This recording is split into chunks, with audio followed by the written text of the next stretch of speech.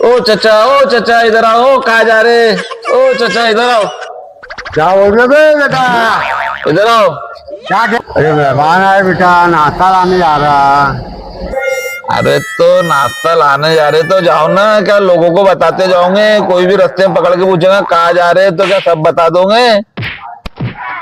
तो तू पूछ को रहा। अरे तो मैं पूछ रहा था, इसका मतलब तुम सच सच बता दोगे? हाँ, अपनी तो आदत है सब सच सच बताने की।